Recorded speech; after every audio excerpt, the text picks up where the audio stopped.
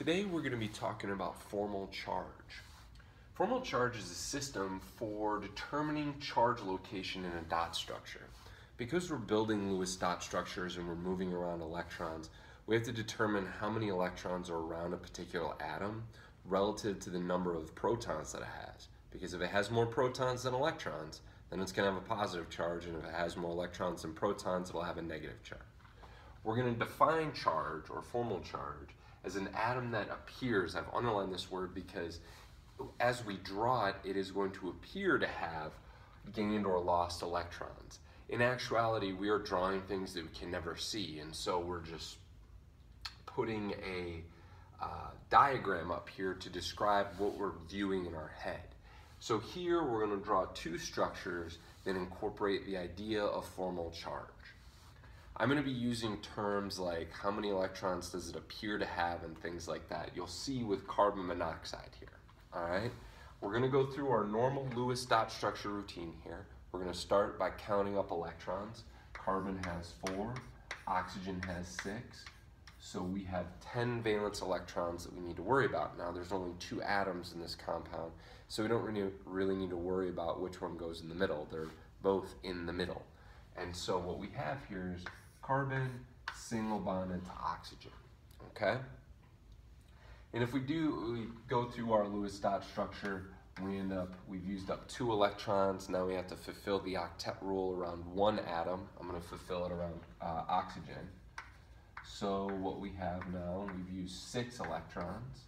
So now we have 2 left, and those 2 are going to go around carbon. All right? But as you can see, the octet rule is not fulfilled for carbon right now. And so we have to make double or triple bonds in order to fulfill the octet rule. And so I'm going to erase these 2 electrons from oxygen, make a double bond. Then I'm going to erase these 2 electrons from oxygen and make a triple bond. And as you can see, now we have 2, 4, 6, 8 electrons around carbon and 2, 4, 6, 8 electrons around oxygen. Now on to formal charge. All right? So if we look at carbon, carbon is supposed to have 4 electrons. But if we count up the electrons that carbon is contributing to this structure, you're going to see that it doesn't add up to 4. All right? So it's got 2 electrons in the lone pair, and carbon is contributed 3 electrons to the triple bond.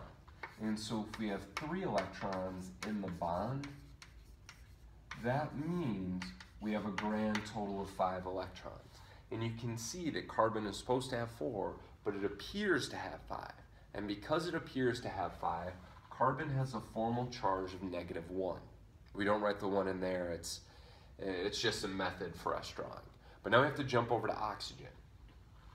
Oxygen is supposed to have 6 valence electrons.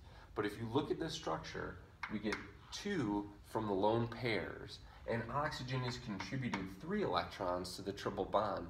Thus, it has 5 electrons as well. Oxygen is supposed to have 6, but it appears to have 5. Therefore, it looks like it's lost 1. So the formal charge on oxygen is going to be +1. And you can see when we add up the -1 on carbon and the +1 on oxygen, we get an overall charge of 0. What's the overall charge of carbon monoxide? 0. Let's try one more. We're going to try H3PO4, or excuse me, H3PO. If we count up electrons, we're going to get 3 electrons here, +5, +6. All right?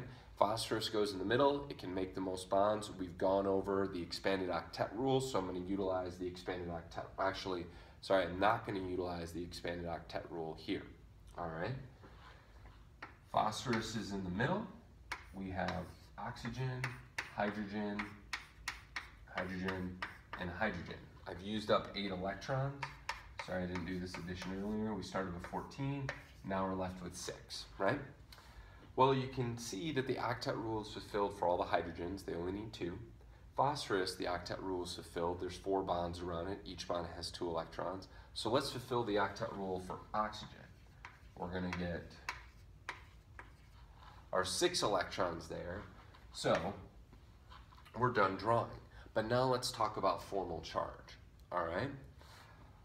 For all the hydrogens, hydrogens are supposed to contribute 1 electron, and in each single bond, each hydrogen contributes 1 electron, so it has a formal charge of 0. But when something has a formal charge of 0, we don't write it up here, we leave it blank. So let's look at phosphorus for a moment. Phosphorus has 5 valence electrons, but in this particular case, it's putting a single electron in each single bond. And so how many total electrons is that? 4. So if phosphorus is supposed to have 5 electrons, but in this case it appears only to have 4, that means phosphorus has a formal charge of +1. Oxygen is supposed to have 6 electrons, but with the 3 lone pairs, 1, 2, 3, 4, 5, 6, it's got 6 electrons, plus the one that it's donating into the single bond, gives oxygen the appearance of having 7 valence electrons. It's supposed to have 6 electrons and now has 7 valence electrons, which means it has a charge of -1. And again, you can see with -1 and +1, you add those up, you get 0. That's the charge of this compound. This is formal charge. We'll be doing more practice. The big thing here is to understand how many electrons each atom is bringing to the table. How many does it appear to have?